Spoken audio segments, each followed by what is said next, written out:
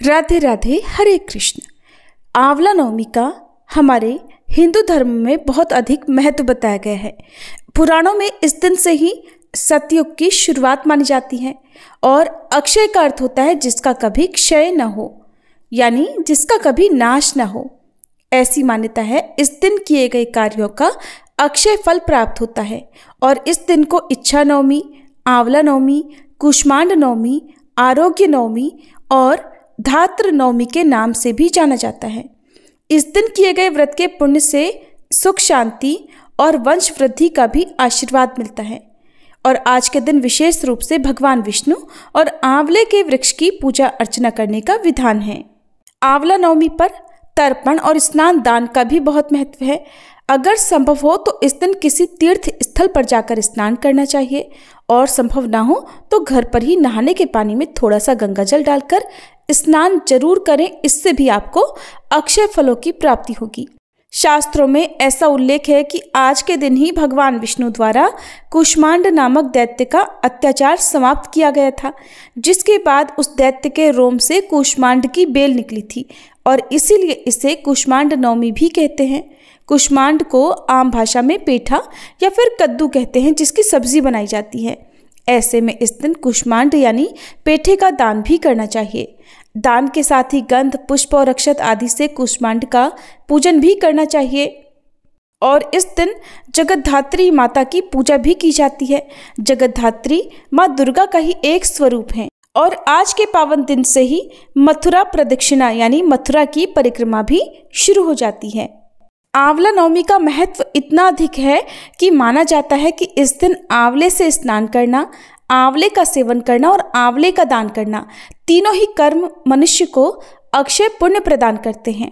चरक संहिता में उल्लेख है कि इसी दिन महर्षि च्यवन ने आंवले के नियमित सेवन से नव यौवन का वरदान प्राप्त किया था।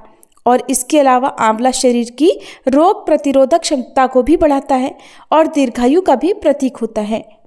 आज के दिन महिलाएं सुबह स्नान करके आंवले के पेड़ के नीचे साफ सफाई करने के बाद पूर्व दिशा में खड़े होकर आंवले की जड़ में जल और कच्चा दूध अर्पित करें। फिर आंवले के पेड़ के चारों ओर कच्चा सूत या कलावा 7 बार लपेटकर परिक्रमा करें। 7 बार परिक्रमा करें और अंत में दिया जलाकर आंवले के वृक्ष की आरती उतारकर परिवार की सुख समृद्धि की कामना करें। इस दिन जो लोग भी उपवास रखते हैं उन्हें आंवला ग्रहण करके व्रत का पारण करना चाहिए। और उत्तर भारत में तो आंवला नवमी की पूजा प्रमुख रूप से की जाती है। इस दिन आंवले के वृक्ष के नीचे भोजन पकाया जाता है और परिवार के सभी सदस्य एक साथ बैठकर भोजन करते हैं।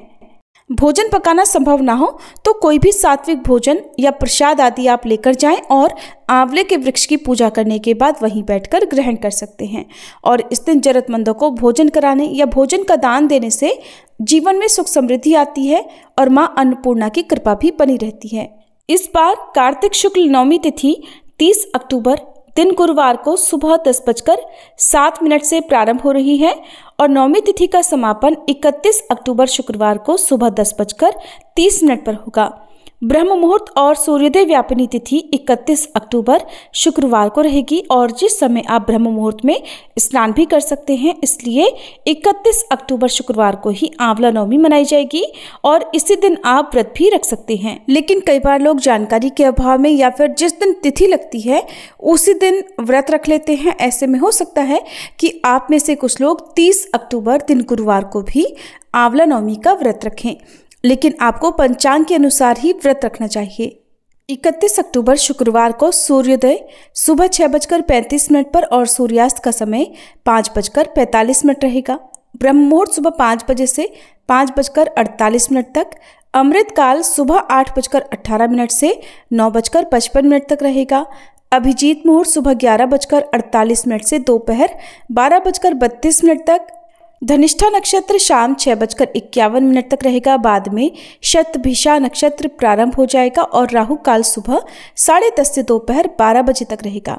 आंवला नवमी की पूजा सुबह सुबह की जाती है। ऐसे में 31 अक्टूबर शुक्रवार को सुबह 6:32 से 10:03 के बीच में आप पूजा कर सकते हैं। वहीं आंवले के वृक्ष के नीचे दीपदान आप शाम को 5:37 से 6:03 तक कर सकते हैं। इस बार नवमी तिथि 2 दिन होने के कारण आप किस दिन आंवला नवमी की पूजा करेंगे, कमेंट बॉक्स में जरूर बताइएगा।